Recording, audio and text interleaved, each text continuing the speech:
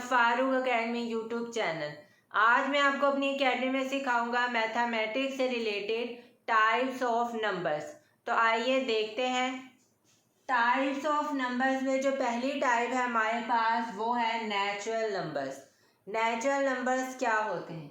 ऐसे नंबर्स जो 1 से स्टार्ट हों, हम उनको नेचुरल नंबर्स कहते हैं।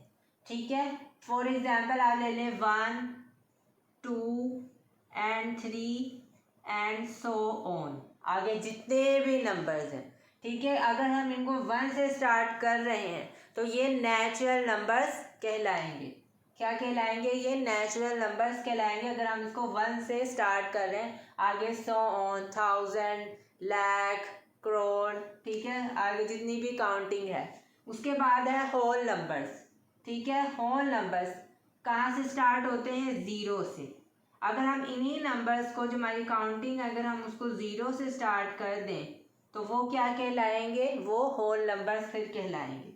ये फ़र्क है नेचुरल नंबर्स में और होल नंबर्स के। नेचुरल नंबर्स को हम 1 से स्टार्ट करते हैं और होल नंबर्स को हम 0 से स्टार्ट करते हैं।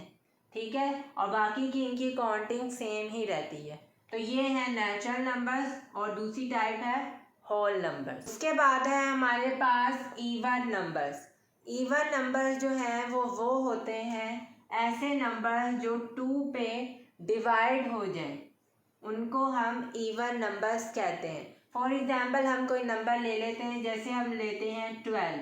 जब आप 12 को 2 पे डिवाइड करेंगे तो 2 6 12। तो अब ये जो है ये इजीली डिवाइड हो गया है 2 पर। इसका आंसर 6 निकला है। तो अब हमें ये पता चल रहा है कि ये 2 पे डिवाइड हो रहा है। तो जो 12 है हमारे पास वो क्या है? वो है इवन नंबर। यानी ऐसा नंबर जो 2 पे डिवाइड हो जाए उसको हम इवन नंबर कहते हैं। अब हमारे पास है ऑड नंबर्स। ऐसे नंबर्स जो 2 पे डिवाइड ना हो उसको हम ऑड नंबर कहते हैं। फॉर एग्जाम्पल आप 3 ले लें। 3 को आप डिवाइड करेंगे जब 2 पे तो आएगा 2 1 2। तो 3 में से 2 गए तो 1 आपके पास रिमाइंडर बचा। तो ये नहीं जा रहा 3 पूरा 2 पे रिमाइंडर आ रहा है। तो इसका मतलब जो 3 है हमारे पास वो क्या है? Odd number. इवन नंबर्स वो होते हैं जो 2 पे डिवाइड हो जाएं, ऐसे नंबर जो 2 पे डिवाइड हो जाएं। और ऑड नंबर्स वो होते हैं जो 2 पे डिवाइड नहीं होते। उसके बाद जो हमारे पास नंबर्स हैं वो हैं डेसिमल नंबर्स।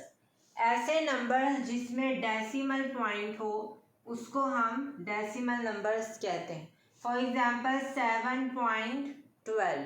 तो अब इसमें ये पॉइंट जो है इसको हम क्या कहेंगे? इसको हम कहते हैं डेसिमल पॉइंट। इसको हम क्या कहते हैं? Decimal point.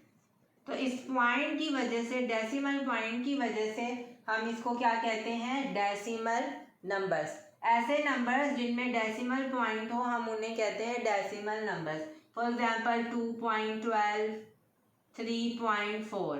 ठीक है, तो ये सारे क्या हैं? ये डेसिमल नंबर्स हैं। क्यों? क्योंकि इस पॉइंट की वजह से, डेसिमल पॉइंट की वजह से।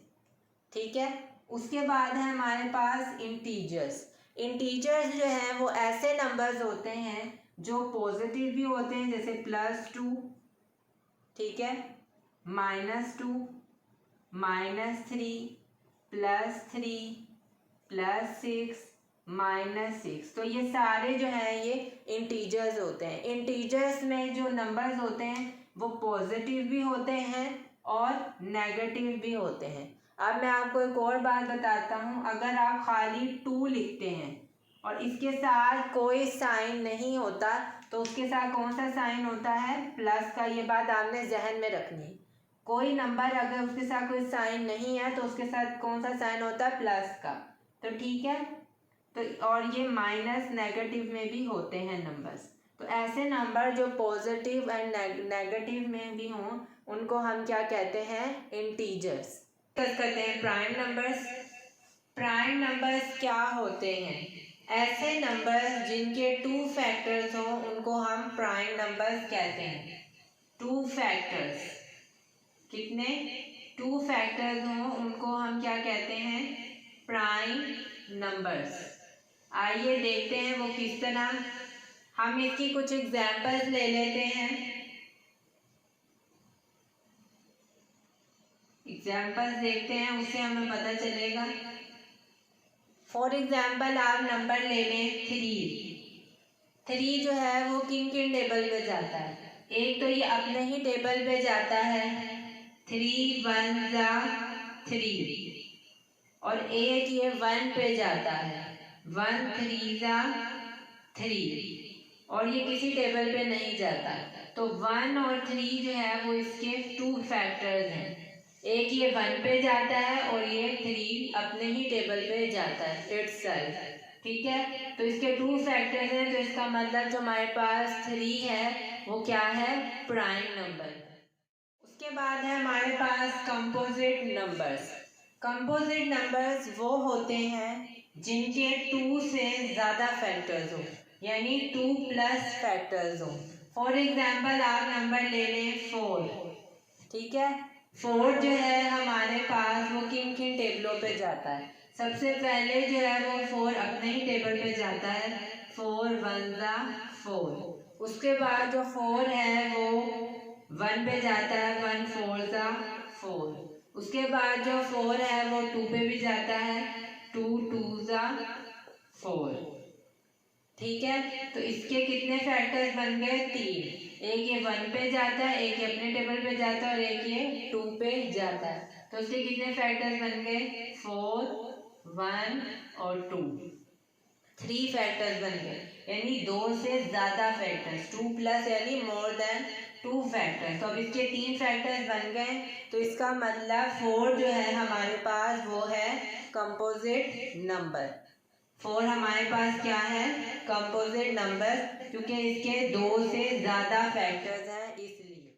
उसके बाद मैंने आपको एक और ज़रूरी बात बतानी थी, वो ये है कि जो कंपोजिट नंबर्स हैं और जो प्राइम नंबर्स हैं, अगर हम 1 ले लेते हैं या आप 0 ले लें, ये दोनों जो हैं ये क्या है, ना ये प्राइम नंबर है ना ये कंपोजिट नंबर है। ठीक है, 1 और 0, क्योंकि 1 जो है वो सिर्फ अपने टेबल पे जाता है, 1 1 जा 1, और ये किसी टेबल पे नहीं जाता। ठीक है, तो ना ये प्राइम है और ना ये कंपोजिट है। इसी तरह 0 भी अपने टेबल पे जाता है, 0 0 जा 0, तो इनके दोनों के एक एक फैक्टर ही बनते हैं। तो हमें प्राइम नंबर के लिए जो है वो 2 फैक्टर्स चाहिए होते हैं कम से कम, और कंपोजिट नंबर्स के लिए हमें 2 से ज़्यादा फैक्टर्स चाहिए होते हैं। फिर हमें पता चलता है कि वो जो नंबर है वो प्राइम है या कंपोजिट नंबर। अगर आपने अभी तक मेरा YouTube चैनल सब्सक्राइब नहीं किया तो प्लीज़ सब्सक्राइब करें। जज़ाकल्लाह।